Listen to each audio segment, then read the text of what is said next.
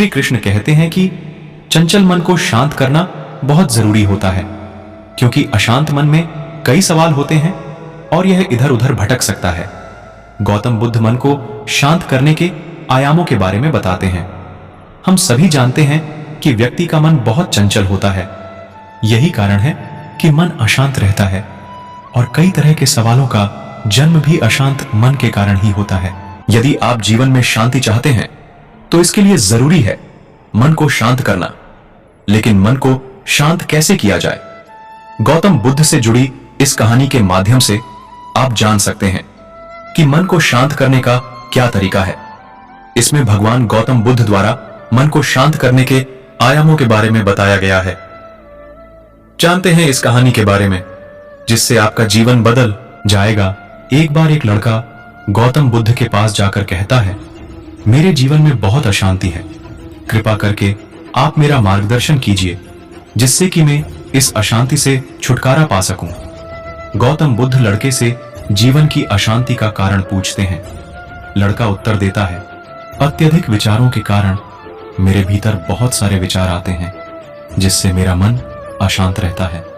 बुद्ध मुस्कुराते हुए कहते हैं, ऊपर आकाश की ओर देखो और बताओ कि तुम्हें सूर्य दिख रहा है।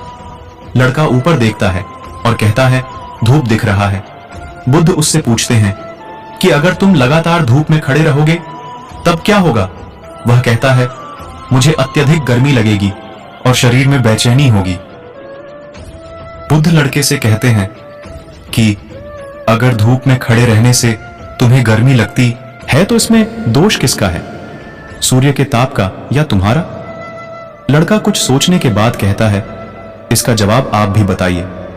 बुद्ध कहते हैं, सूर्य का काम है ताप देना और ताप का काम है गर्मी लगना। ऐसे में तो दोष तुम्हारा ही है कि तुम धूप में जाकर खड़े हुए जिससे कि तुम्हें गर्मी लगी। तुम्हें अगर शीतलता चाहिए तो तुम्हें छांव में रहना होगा। ठीक इसी तरह चंचल मन का भी स्वभाव होता है विचारों और भावनाओं को जागृत करना। विचार क्षण भर के लिए होते हैं, लेकिन विचार से पैदा हुई भावनाएं देर तक टिकी रहती हैं। लेकिन यह तुम्हें निर्णय लेना है कि तुम्हें विचार और भावनाओं के साथ चलना है या अलग दिशा बनानी है।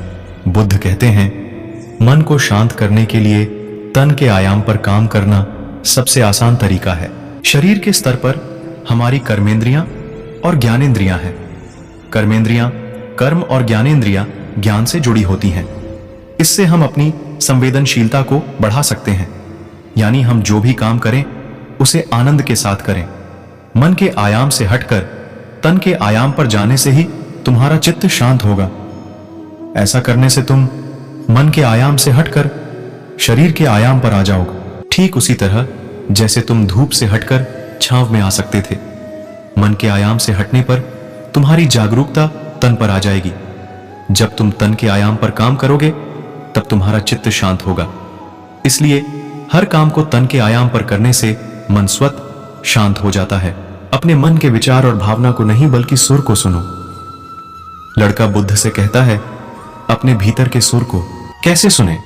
बुद्ध कहते हैं, किसी शांत स्थान पर रहकर जहां शांति हो तब अपनी आंखें बंद करो और मन के भीतर चल रहे शोर से हटकर भीतर के सुर को सुनने की कोशिश करो।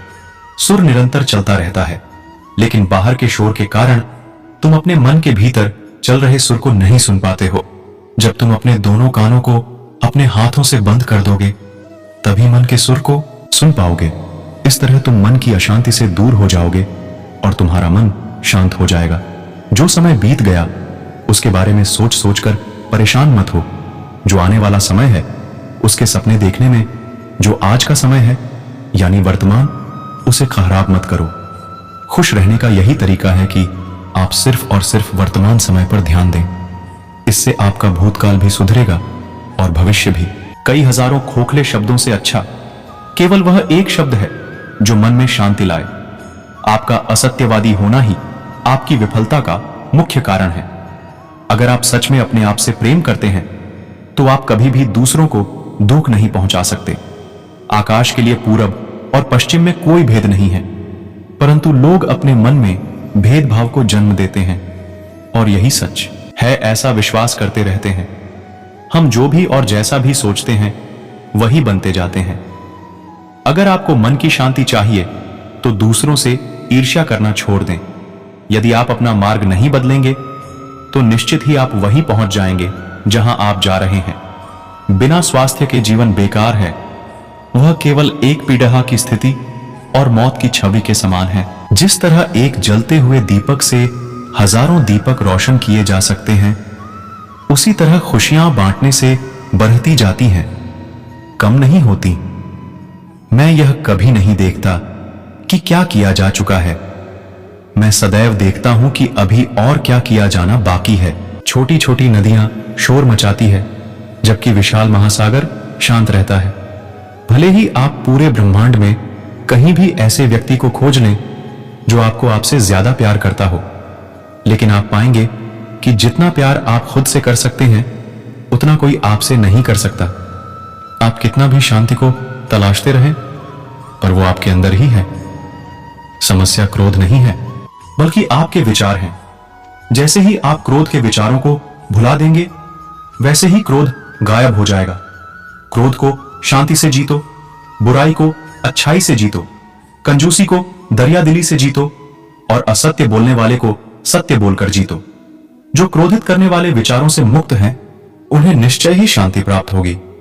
यदि आप क्रोध करेंगे तो शायद इसके लिए आपको दंड नहीं मिले, पर क्रोध ही आपका सबसे बड़ा दंड है। चाहे आप कितने भी पवित्र शब्दों को पढ़ लें या बोल लें, पर जब तक आप इन शब्दों को प्रयोग में नहीं लाएंगे, तब तक ये शब्द आपका कुछ भी भला नहीं कर सकते। ध्यान के द्वारा आप ज्ञान प्राप्त करते हैं और बिना ज्ञान के आप अज्ञानी हैं। आप इस बात को अच्छी तरह जानो कि क्या आपको आगे ले जाता है और क्या आपको रोके रखता है। केवल उस मार्ग को चुनो जो आपको बुद्धिमत्ता की ओर ले जाता हो। वह व्यक्ति जो 50 लोगों से प्रेम करता है, उसके पास 50 संकट हैं, और जो व्यक्ति किसी से भी प्रेम नहीं करता, उसके पास कोई संकट नहीं है। एक क्षण एक दिन बदल सकता है, एक दिन एक जीवन को बदल सकता है, और एक जीवन पूरे विश्व को बदल सकता है। आपके जीवन का सबसे बड़ा उद्देश्य स्वयं का उद्देश्य पता करना है, उसके बाद पूरे समर्पण से जुट जाना है। खुशी इस बात से नहीं है कि आपके पास क्या है, बल्कि इस बात से है कि आप क्या दे सकते हैं। यदि किसी समस्या का समाधान हो सकता है तो चिंता क्यों करें, और यदि समस्या का समाधान नहीं हो सकता तो चिंता करना आपको कोई लाभ नहीं देगा। हम अपने भाग्य के मालिक खुद हैं। हम अकेले पैदा होते हैं और अकेले मृत्यु को प्राप्त होते हैं, इसलिए अपना रास्ता स्वयं बनाएं। जो व्यक्ति जागा हुआ है उसके लिए रात लंबी है, जो थका है उसके लिए दूरी लंबी है, पर जो मूर्ख सच्चा धर्म नहीं जानता उसके लिए यह जीवन ही लंबा है। दोस्तों, इस वीडियो में बस इतना ही। फिर मिलते हैं अगली वीडियो में। तब तक के लिए अपना ख्याल रखना, और अगर मेरी वीडियो अच्छी लगी हो तो कृपया मेरे वीडियो को लाइक करें और चैनल को सब्सक्राइब करना न भूलें। जय श्री कृष्णा।